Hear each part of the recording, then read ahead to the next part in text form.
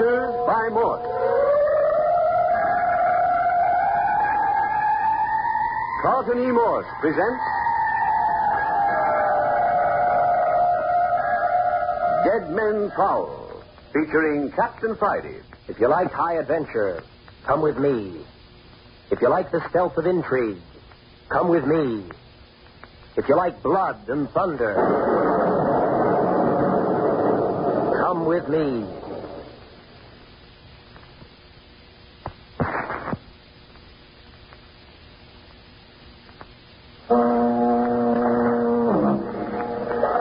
What strange thing is this which has enveloped the seacoast village of Holman?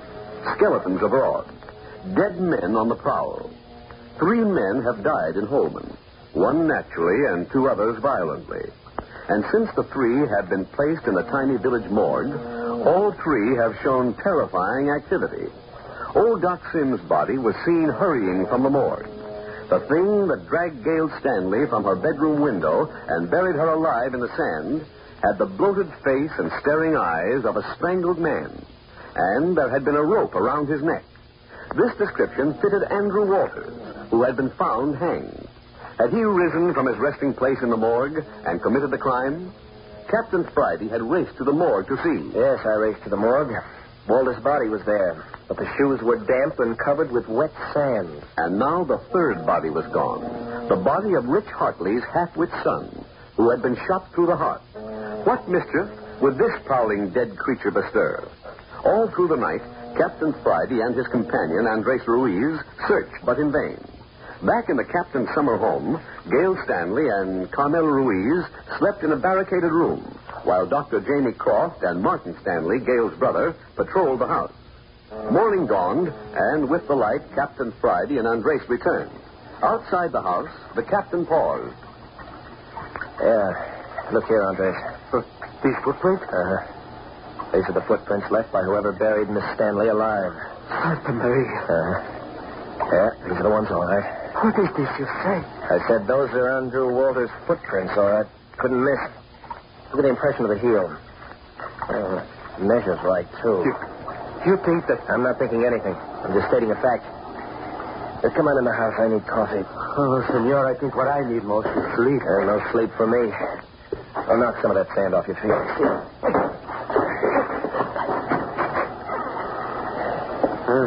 Everybody must be asleep. Somebody will be around. Hello. That you, Captain Friday? Oh, hello, Dr. Croft. You think we were lost? Well, you two must be about dead. I've some hot coffee for you. Come out in the kitchen. Oh, good. Where's young Stanley? Oh, I let him go to bed a couple of hours ago. No use all of us being dead on our feet. Should have gotten a couple of hours yourself. Oh, no. A man of my profession's used to this sort of thing. Oh? How about frying a couple of eggs and some bacon for each of you? Oh, no. Coffee's all I want now. How about you, Andres? No, nothing but coffee. Thank you, Dr. Croft. Well, I'm going to duck my head under the cold faucet. Get on my feet. What kept you so long? What did you find? Found plenty. I'll give you the whole dope. That. Yeah. Oh, feels good. Want to try it, Andres? Please, I abominate cold water. Yeah. Clear out your head. Here, Captain. I'll pour the coffee. Draw up a chair, Andres. See. Well, in the first place, Doctor, I want to tell you it's a doggone shame that you're not getting the rest you expected. Forget it, Captain. When I asked you over here, As a matter of fact, old chap, you didn't ask me. If I remember correctly, I practically begged you to bring me. Insisted. I wouldn't take no for an answer. Yeah, but I know you wanted to come. You needed the rest. Oh, well, this excitement will probably do me more good than the rest. Come now. What did you find at the morgue? Doctor, I don't know what to think. Andrew Walters' body was gone, then? No, it wasn't. No? Well, it was there, all right, but there was wet sand on his shoes. Mm-hmm. But my uncle, he is dead. I saw him myself. Nevertheless, the tracks out there in the sand were made by Andy Walters' shoes. No doubt, I suppose. Not a bit. Oh, boy got up, pulled off his little stunt, and returned to his resting place in the morgue. Oh, that's silly. Yes, it does sound far-fetched. Things like this do not happen where I come from. Well, I can assure you, my young friend, they don't happen here in California very often. But, see here, Captain, what was it that kept you out until dawn? Now the body of Rich Hartley's half-wit boy is gone. What? Yeah. Swell, huh? You don't suppose he got up and walked off, do you? No, I don't. That isn't all of our story either, Doctor. Still more? Yeah. On our way to the morgue, we found the body of Doc Sims. Oh, see here now. In what condition? It's queer. We found him lying in the same position as we picked him up on the beach. Sort of sprawled, on his face. Mm-hmm. It gives me the shivers. What did you do with him? Well, he was dead, so we carried him back to the morgue. Naturally. Say, Doctor, I think it'd be a good idea for you to go over sometime this morning and have a look at him. Yes, I think so, too, but aren't you rather optimistic? What do you mean? Well, he means if he walk away once, what is to prevent him from doing it again? Huh? Exactly. Or maybe we should have had him handcuffed to the slab. What kind of a case is this, anyway? I'm used to having a dead body stay where I put it. Well, I'll run over.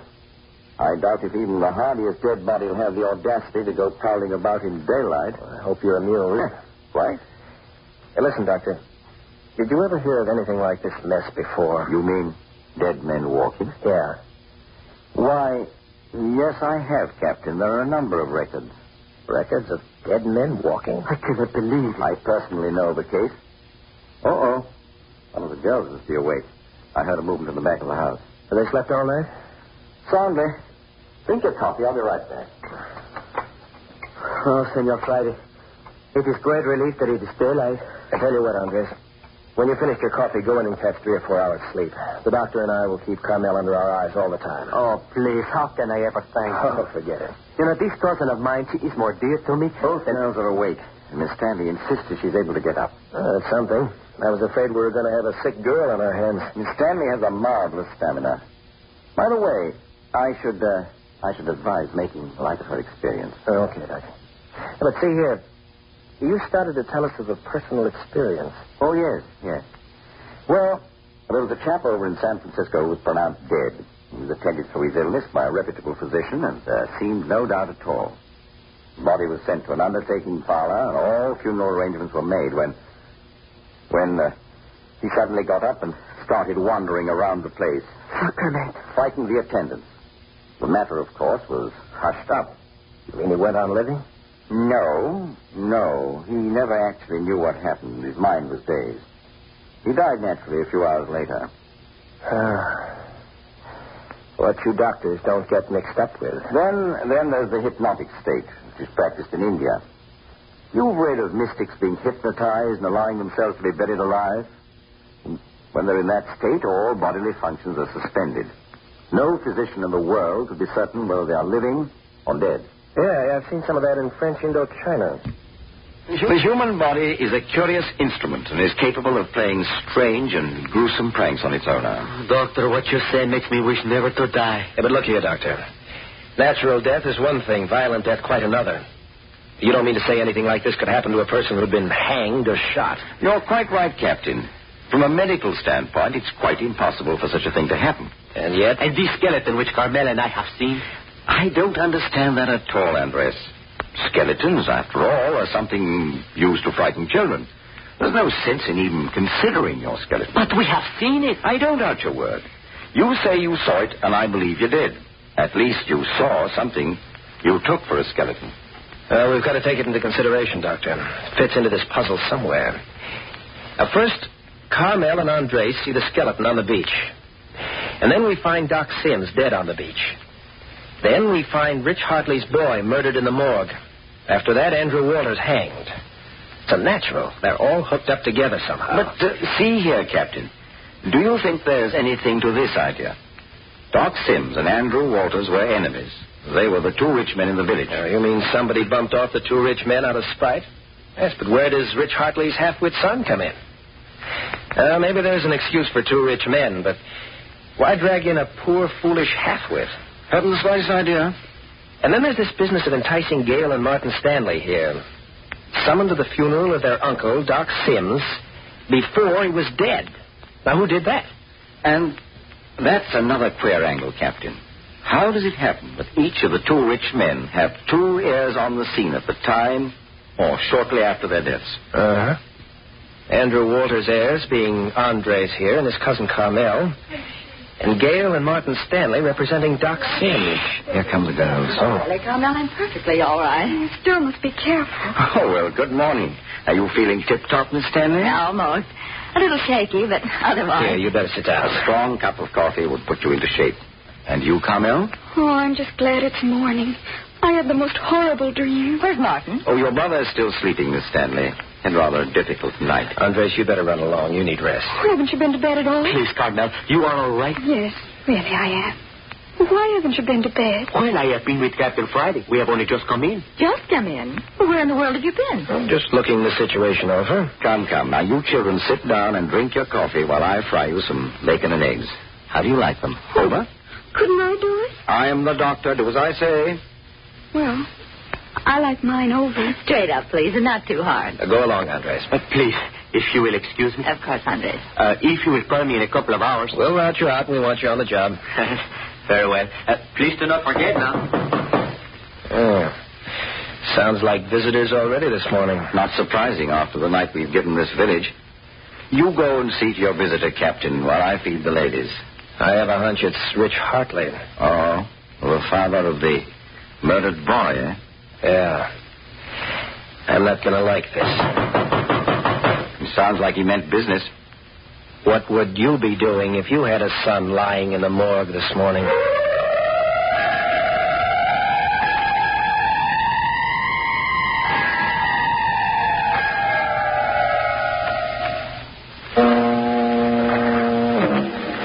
While Dr. Croft and the two girls are in the kitchen of Captain Friday's beach cottage preparing breakfast, the captain is on the front steps interviewing a delegation of Holman citizens.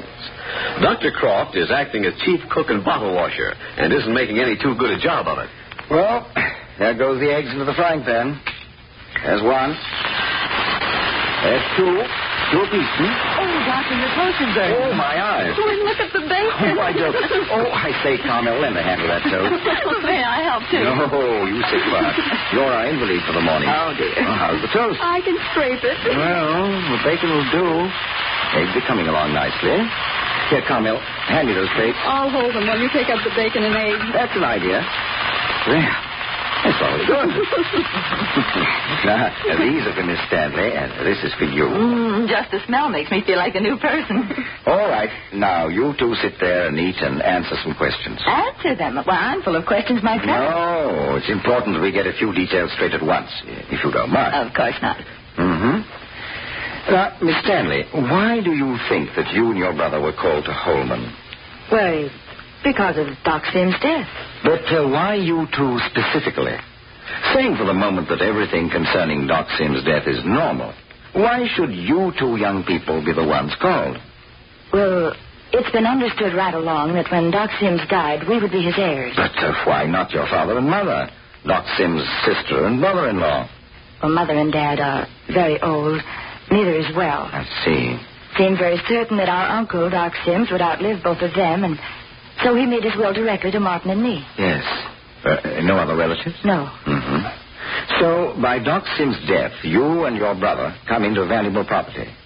You always had money? Well, only what we were able to earn, but Mother and Dad have enough laid aside to make them comfortable. That telegram you received notifying you of Doc Sims' death, you have no idea who might have sent it? I don't even know who could have been interested. But what about Doc Sims' attorney? I'd never heard that he had one. Well, anyway, had it been he certainly would have signed it. Yes. Dr. Croft, you keep hinting at something strange about my uncle's death. Last night you said it, and just now you said something about taking for granted that his death is normal. What is it? What's the matter? See here, Miss Stanley, you're bound to know. It's like this. When you arrived last night, Dr. Sims was prowling about at large. He what? You see, Captain Friday and I had taken him to the morgue, and, well, he got up and left. Oh, how terrible. Yes, it was highly embarrassing. But, well, where is he now? Well, this morning he's back in the morgue. Well, is he dead? So Captain Friday believes. A little later, I'm going to investigate. And Carmel, did you know about... What about this? Yes. Oh, you poor child. No wonder you didn't want me to go near the window last night. You can see now that there's something very peculiar going on in Holman. Yes. And still more peculiar, Miss Stanley, are certain other facts. For instance, Andrew Walters, the uncle of Carmel and Andres, died of violent death last night. Oh. Yes. Did Carmel tell you that she, too, only arrived yesterday evening, 2 or 3 hours before you and your brother? Why, no. 2 tragedies in one night. There was a third. Why, I didn't know. Oh, no. You were in no condition to be told last night. Well, who was it? A poor village half-wit who was shot to death. Oh, who did it? We don't know. Was it the same person who tried to kill me? No. I think not, Miss Stanley. Well, here's Captain Friday back. Hello, coroner. What's that? It's a fact. The town council met out in my front yard, and I gave them an earful. Yes? At my suggestion, they elected me special officer in charge of this case with the official title of constable. Oh, I say. They have more gumption than I suspected. And at my further suggestion, they elected you coroner for this special case. Jove, now. How the honors do fall. Coroner Jamie Croft. Look here. I suppose they'll be wanting an inquest next. Set for tomorrow. But, see here, I've got You to... better let them do as they like. When they get an idea, there's no changing them. How about the father of the half-wit? Oh, Rich Hartley? Yes, I saw him. He's pretty badly upset. Could he give any explanation? No, not a bit. The boy had a habit of roaming at night. They couldn't keep him in. Didn't try very hard, as there seemed very little danger. Too bad. I suppose the whole village is bursting with excitement. Never anything like it in Holman before. They're holding a town meeting. A what? Town meeting. Couldn't even wait for breakfast. Everybody's there. But see here, what's the object? Oh, blow off a little steam, I guess. They'd probably send a written protest to the president against a new crime wave. Well... Oh, and say, while they're occupied, I think it'd be a swell time for us to take a look through Doc Sims' place. Walter's house, too, if we have time. We'll have a crowd trailing us everywhere if we don't give them the slip. Oh, quite, yes. Well, this will be a good time to look in at the morgue and see about Doc Sims. I don't know about you girls, though. But, don't you think they should stay here? You agree with me, don't you, Captain, that there's no danger? Yeah, not in the daytime. Still, there should be at least one man to stay here with the girls. Well, I'm really not the least bit afraid. Please, you won't leave us all alone. Carmel, we'll leave your cousin Andres and Martin here. Oh, no, you won't. Why, Martin. Awake, huh? Yes, and I heard you planning to go through my uncle's house without either Gail or me present. Nothing doing. Yeah? Exactly. Why, Martin, what's gotten into you? You're not yourself. Listen, Gail, there's something darn funny going on here. You and I plump ourselves down into a mess that we don't know anything But, about. Martin, dear, we've got to trust someone. Surely you don't disbelieve Captain Friday and Dr. Croft. I don't know what I believed. Just the same, I'm not taking anybody on faith. If they're going over to Doc Sims' house, I'm going along. You're not sticking your neck out, are you, Stanley? I don't care. I know which side my bread's buttered on. Or I'm going to find out. Well, you want to leave your sister here alone? Remember, just a few hours ago, someone tried to bury her alive. Let her come along. Impossible. She isn't strong enough. She must remain quiet. What's the danger in plain daylight, anyway? Probably isn't any. We're simply not taking any chances, that's all. Then one of you stay here, and I'll go with the other. Look, fella, just who do you think is running this show? I'm going if either you or Dr. Croft go, and that's final. Please, isn't it all right if we stay here with Andres? If anything frightens us, we can call him. As a matter of fact, Captain, I'd be glad to remain, except that I feel I should have a look at Sims. Yes, I want you to, Doctor. Under the circumstances, I think I want young Stanley where I can keep an eye on him. Oh, you do? Yes, I do. You're going along right now. I haven't had breakfast yet. Well, you'll have to get it when we come back. We can't wait. The town meeting will be over if we don't hurry. Oh, all right. Well, then, let's get started. You got a key to my uncle's house? And, Carmel, be certain to awaken Andres if there is the least sign of trouble. Oh, yes, I promise. All right, Doctor, let's go. Coming. Remember, both of you, no chances. Don't worry about us, Dr. Croft. I'll be back shortly. Hey, Doctor, you want to stop at the morgue before we go to Doc Sims' house? Why not let me drop in at the morgue, and then I'll join you at the house? It's only a step. Okay. Here's the morgue key. Oh, come on, we can cut across the lot, save a lot of time. Place is certainly deserted. Where is the town hall? That white frame building over there. Uh-huh. Which is my uncle's house? The big dark one right up ahead. That other two-story one, about half a block up the street on the other side, is Andrew Walters' place. Who's he? Stanley, haven't you got this straight yet? Andrew Walters is Carmel and Andre's uncle. He was found hanged last night. Oh. Who did it? That Spanish chap, Andres? Who? What made you say that? Just wondered. Yeah? Well, let me ask you something. Did you have anything to do with the death of your uncle? What are you talking about?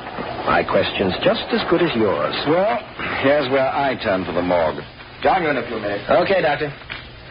Come along, Stanley. Ever been in Holman before? No. Well, we'll go into your uncle's place the back way and leave the door open for Dr. Croft. Some house. Old Doc Sims had his own ideas about house construction. All right, in this way. Oh, careful. It's gloomy and the floors are bare. No windows at all on the first floor. Yes, well, that was his idea for protection against thieves.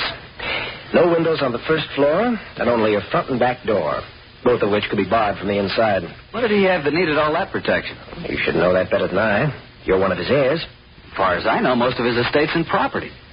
Well, let's begin by examining the room where he spent most of his time.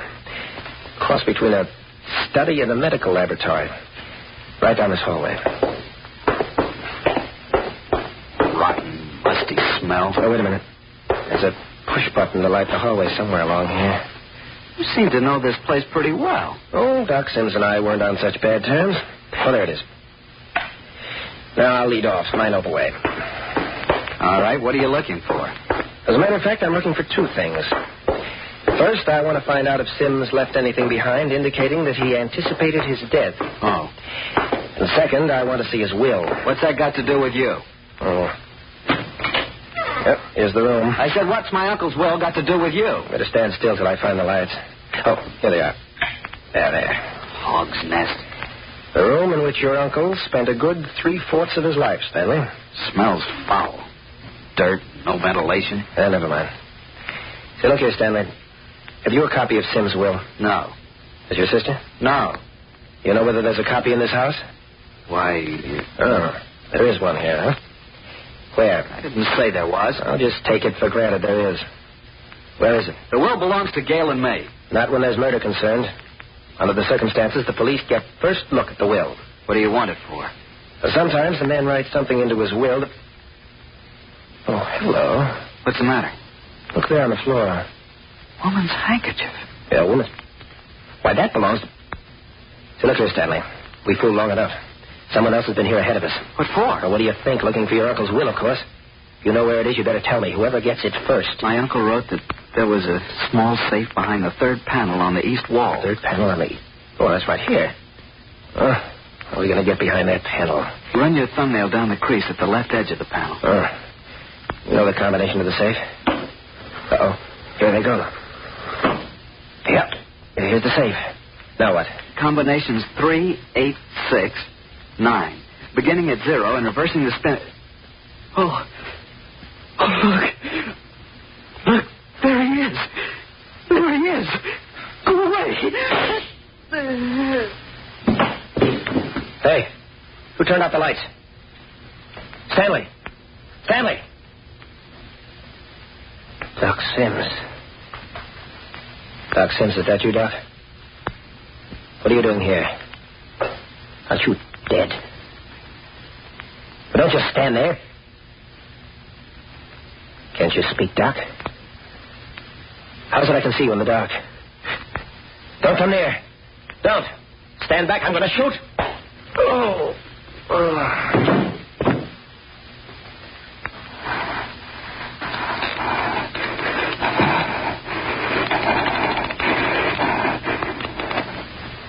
Hi, Captain.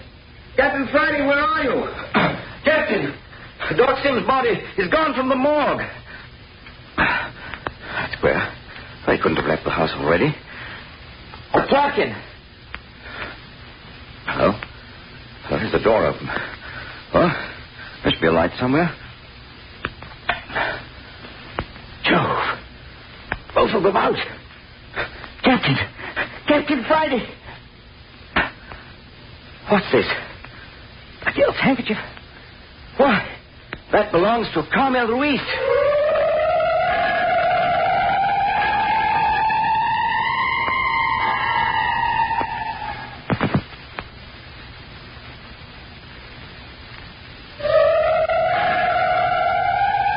The bodies of Captain Friday and Martin Stanley lying together on the floor, and beside them, the handkerchief of Carmel Ruiz.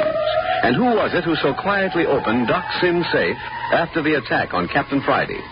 Next week at this same hour comes the 5th episode of Dead Men Prowl, entitled The Walking Dead Captured. You are listening to Adventures by Morse.